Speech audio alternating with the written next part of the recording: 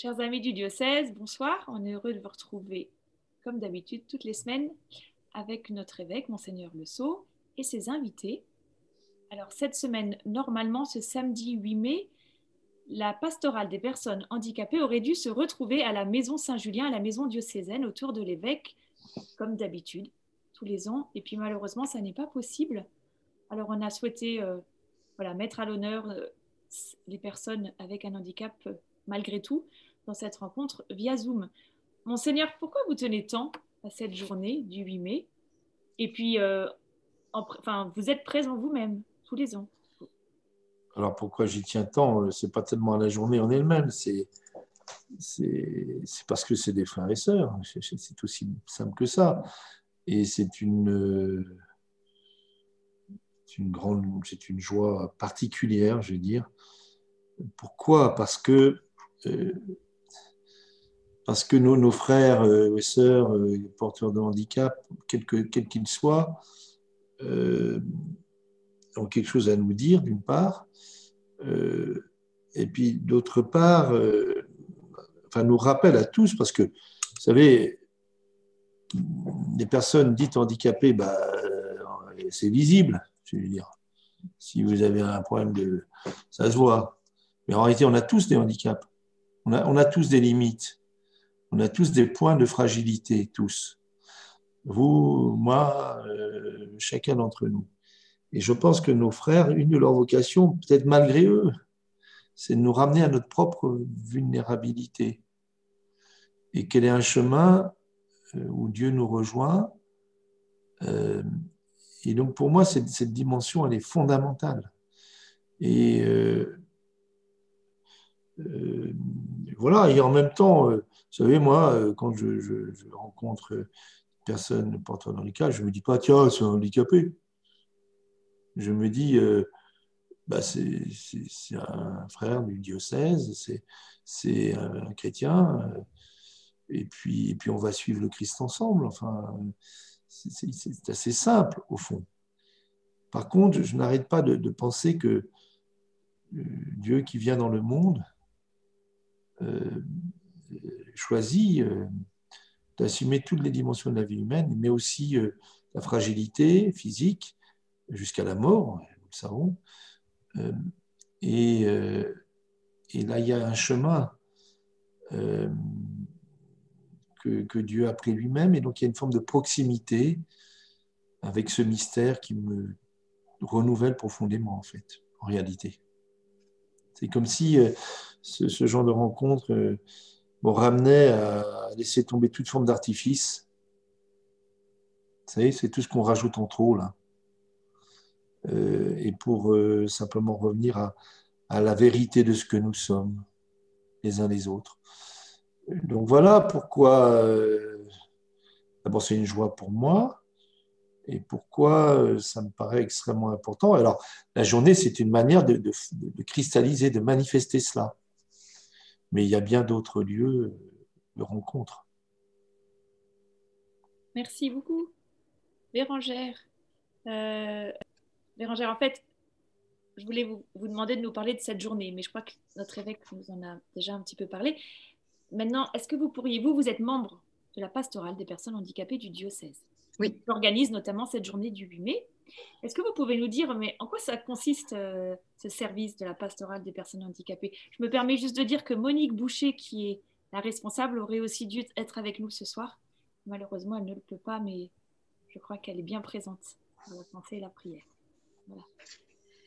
Oui, alors la pastorale des personnes handicapées a pour vocation de manifester ce que Monseigneur vient d'expliquer, c'est-à-dire l'importance de nos frères handicapés dans notre communauté de chrétiens.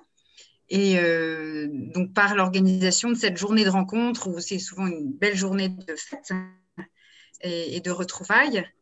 Et puis aussi, au moment de Noël, on a toujours une veillée de Noël, où on aime beaucoup se retrouver aussi. Voilà, ce sont les 2 temps forts de l'année et qui, en fait, sont heureusement tout au long de l'année des rencontres en petits groupes, dans les différents lieux, dans les paroisses, etc.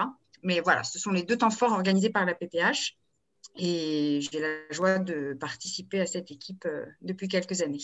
Alors avec le Covid, ces réunions, ces rencontres n'ont pas pu avoir lieu. Vous avez quand même réussi à maintenir un lien avec tous vos amis? Alors, le lien se fait par lieu, en fait, parce qu'évidemment, il est impossible de se retrouver en grand groupe et il est aussi difficile parfois d'aller dans les structures qui se protègent un petit peu et on les comprend. Donc, les visites sont pas forcément évidentes.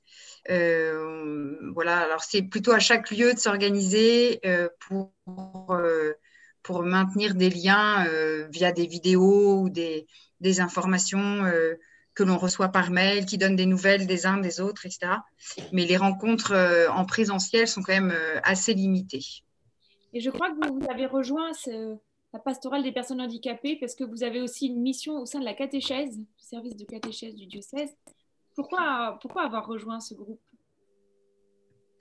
Parce que on me l'a demandé d'abord, parce que je faisais partie du service de la catéchèse et que le père Bernard de Châtaignier, qui accompagne la PPH, souhaitait qu'il y ait un membre du service de la catéchèse dans cette équipe pour signifier l'importance aussi de la vie spirituelle de ces personnes handicapées. Et voilà, donc moi j'ai à cœur de proposer des temps de catéchèse dans les lieux où il y a une demande, comme par exemple à l'Arche de la Ruisselée. Et puis aussi, j'ai pu accompagner des enfants vers le baptême ou vers des sacrements, des enfants en situation de handicap, pour qui c'est un peu difficile d'être dans des groupes standards, en fait, parce que ça nécessite quand même un accompagnement particulier. Et voilà, donc j'ai la joie d'accomplir cette mission. Merci beaucoup, Bérangère. Merci. Benoît, merci d'être avec nous. Alors, Benoît, vous êtes résident à l'association du Grain de Blé, qui est au Mans. J'avais envie de vous demander un peu, voilà, beaucoup de gens parlent du Covid, hein. On allume le poste de radio, la télé, on parle pratiquement que de ça. Je ne peux pas m'empêcher de vous demander si... vous pensez quoi de tout ce que vous entendez sur le Covid aujourd'hui? Ça doit être assez lourd, parce que les médias en parlent beaucoup. Alors, Benoît, j'ai l'impression qu'on ne t'entend pas. Ah oui, j'écoutais ce que vous dites. Oui, tout à l'heure, quand on préparait cet échange, vous disiez, il y en a un peu marre quoi, de tout ça. Oui. J'ai un petit peu marre de tout ça, oui, avec parler à la télé de Covid, oui. Les masques, les tests, les vaccins, pour vacciner, les vaccinations. Oui. Enfin, voilà. J'ai un peu marre de tout ça, que c'est très très long, que je ne sais pas comment ça va se terminer et que voilà, pour moi c'est long. Pour moi c'est très très long parce que mes activités me manquent, comme je vous ai dit tout à l'heure. Le théâtre, je ne suis pas prête de reprendre parce que j'en ai pas, parce que comme les théâtres, comme les Jacobins sont fermés, ça me manque aussi le théâtre. Je fais le samedi matin. Voilà. Et je fais l'équitation, comme je vous disais tout à l'heure, inchangée. Voilà. Alors, est-ce que vous pouvez nous parler un peu de cette activité? C'est extra de pouvoir monter à cheval. Vous avez repris récemment? Alors, j'ai commencé, alors parce qu'avant, j'avais arrêté. Donc, voilà, je faisais à Allonne avec Christian et Emmanuel. Et là, je refais moi tout seul, parce que j'aime bien être un peu autonome, bien tranquille, au calme. Et voilà, je monte le vendredi, mais mes parents m'accompagnent parce qu'il n'y a pas de transport. C'est un petit peu dommage, mais ils viennent me chercher à l'ESAT du circuit. De l'ESA du circuit jusqu'au centre équestre de Changy.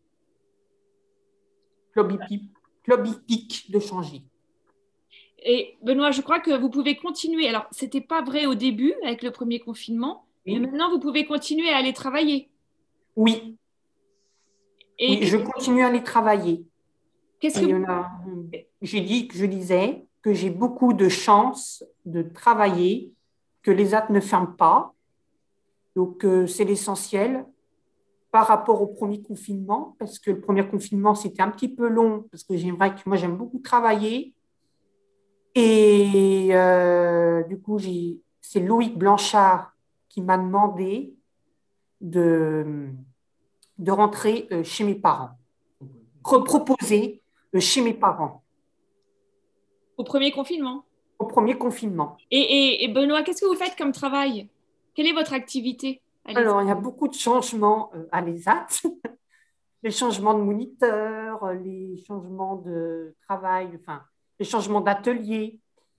Donc, parce qu'avant, enfin, alors, comment t'expliquer, je suis dans l'atelier sous-traitance et avant, on faisait des pièces de voiture et on a arrêté, le bois, on avait arrêté, les hôtels insectes, on a arrêté, un petit peu dommage. Et je fais comment t'expliquer, routage et maintenant, on fait Bochard. Bochard, c'est des poignées de porte. Des poignées de porte, je fais des poignées de porte, des coupes, des trucs comment ça s'appelle, des drisses, là, des coupes, enfin, des sangles. Et je fais aussi, là, alors, Très bien, très bien. Et juste une dernière chose, on a vu sur France 2 au jour du Seigneur, il y a, je crois, 2 semaines, hein, sur France 2, oui. ouais, ils sont venus vous rencontrer au Grain de Blé. Oui, oui.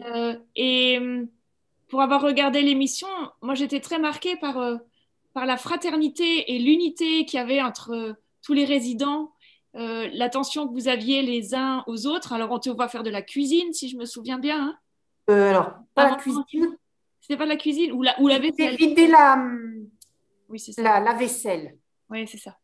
de Je me près. souviens. Et c'est très impressionnant de voir voilà, l'unité, l'amitié qu'il y a. Et on sentait que vous étiez très, très soudés dans cette période difficile. Oui. Oui, tu le ressens, ça. C'est pour moi détendu. Oui. Voilà. Détendu. Voilà. Quelques petites. Je trouve que c'était très court. J'étais un petit peu déçue d'un des passages. Pardon de dire l'expression. Je peux le dire quand même, hein, mais j'ai droit de mes goûts à moi, de chacun différent. Je trouve que j'étais un petit peu déçue parce que je trouve que c'était un petit peu court. Bon, ils font ce qu'ils peuvent, les journalistes. Oui, c'est ça. Normalement, je suis censée parler pendant l'interview. Ils me l'ont fait, mais j'étais un petit peu étonnée, sans savoir quand Louis me l'a appris, ils m'ont effacé parce qu'ils ne pouvaient pas tout mettre. Ah ouais. Voilà, c'est juste comme ça. Mais sinon, c'était bien, mais j'ai juste quelques petits passages que j'étais un petit peu déçue. Alors, merci au diocèse de ne pas couper Benoît au montage. Hein. C'est clair. Non, non, t'inquiète, Benoît. Non, non, Voilà. non, tu seras bien présent. Écoute, merci beaucoup de ta participation. Et puis, on te dit à bientôt parce que de toutes les façons, on te croise de temps en temps, on te voit. Hein, Voilà. Ok, merci Benoît, merci beaucoup. Jean-Michel, bonsoir. Bonsoir. Alors, vous êtes séminariste pour le diocèse de Laval et cette année, vous effectuez, on appelle ça, je crois, un stage. Tout à fait. À l'Arche de la Ruisselée. Ça fait 8 mois, hein, 8 mois que vous êtes. Désormais, 8 mois, oui. Vous vivez voilà, au quotidien, c'est 8 mois complets avec les personnes handicapées. Quand on préparait cet échange, vous disiez que vous n'aviez pas forcément eu une expérience au préalable. Alors j'avais tout simplement envie de vous demander, voilà, qu'est-ce qui vous a marqué depuis ces 8 mois auprès des personnes handicapées, d'autant plus que vous, votre expérience, elle est marquée par le Covid. Tout à fait. Effectivement, de la vraie vie de l'Arche, si on peut dire, je n'ai que des échos, que des histoires de ce qui se faisait avant.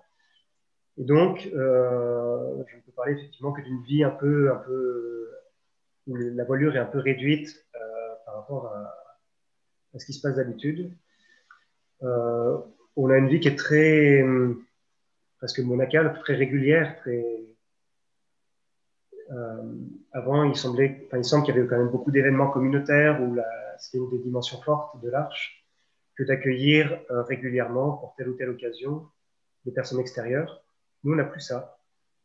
On vit des semaines qui sont plus calmes, avec une vie de foyer, une vie à l'accueil de jour, où les personnes qui vivent à l'Arche ont différentes activités, et où quelques-unes de chez nous partent travailler à l'ESAT. J'imagine que parmi les personnes avec qui je vis, il y a des collègues de Benoît. Je pense à Sophie, par exemple. Et donc voilà, ce qui me marque, c'est que alors ces personnes avec qui je vis sont aussi marquées par le Covid, hein, évidemment. Et d'un autre côté, comme elles vivent vraiment le présent, comme il n'y a peut-être pas la même capacité de projection, une façon différente de se remémorer les choses, et ben, il y a une forme de détachement pour pas mal d'entre elles. On porte des masques, on met du gel hydroalcoolique quand il faut en mettre, on fait plus certaines choses.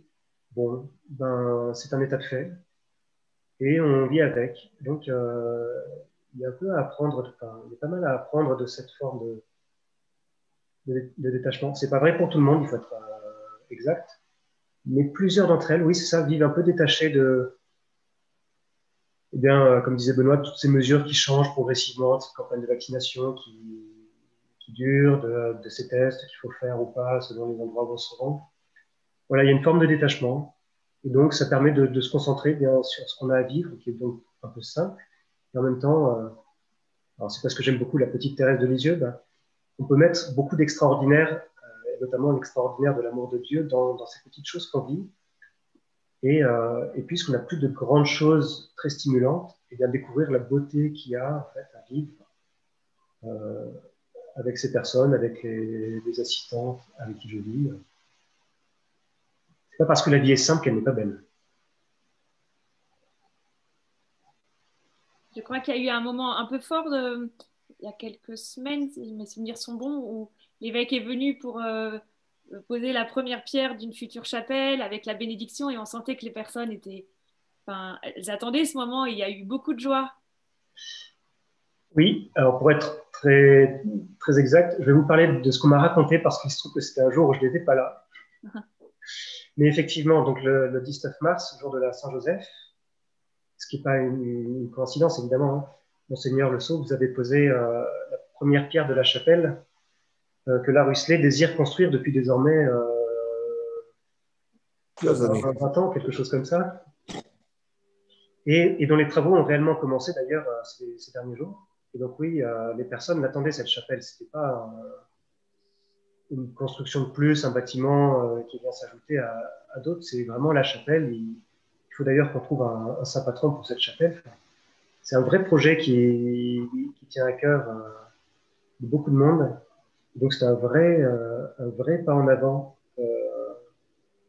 vers l'accomplissement de ce projet. Et donc, oui, les gens, toute la communauté, les bureaux, les personnes accueillies, les assistants, les externes, les internes, sont heureux. Je crois que ça prenne forme. Merci beaucoup Jean-Michel d'avoir donné un petit peu de votre temps pour être avec nous ce soir. Monseigneur, comment voulez-vous conclure ces temps? J'ai envie de rebondir sur l'expression, je ne sais pas comment vous avez dit, la simple, non.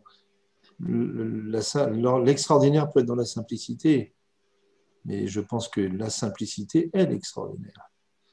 C'est qu'il y a quelque chose à apprendre dans un monde où nous sommes quand même nous-mêmes, tentés par une forme de brillance, mais aussi d'efficacité, mais aussi de monde qui va vite, trop vite. Je pense que il y a quelque chose à recevoir plus fondamentalement, enfin, de la simplification de nos êtres, de nos propos, de nos comportements, que nous avons sans doute à apprendre, peut-être même du Covid, mais c'est peut-être surtout des personnes qui, de fait, ne peuvent pas jouer sur les apparences. Voilà. je pensais, en vous écoutant, ça vous paraît original, mais vous connaissez Sainte-Germaine de Pibrac? Vous irez chercher. C'est une petite sainte, non, tous les saints sont grands, mais qui était handicapée, qui était même orpheline, et dont on n'a même pas vu la vie. Enfin, voilà. Elle est morte, assez jeune. On l'a enterrée, comme ça se faisait à l'époque, près de l'église. Puis des années plus tard, en faisant des travaux, on a retrouvé son corps intact. Et les gens qui l'avaient connue enfant, c'est mais on se souvient, c'était la petite Germaine et tout, et tout, et tout. Alors les gens sont venus intrigués, prier auprès d'elle.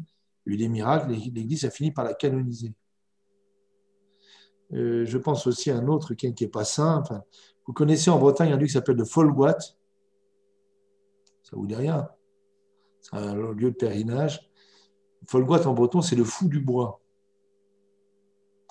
Et en réalité, c'était, je pense, à l'époque, ça date bien du Moyen-Âge, mais cette bête, sans doute, un jeune homme trisomique ou autre qu'on appelait le fou du quartier. Les gens aimaient bien, il a fini par mourir. Et c'est devenu un lieu de pèlerinage. Ça tombe. Je crois qu'on ne connaît même pas son nom. Et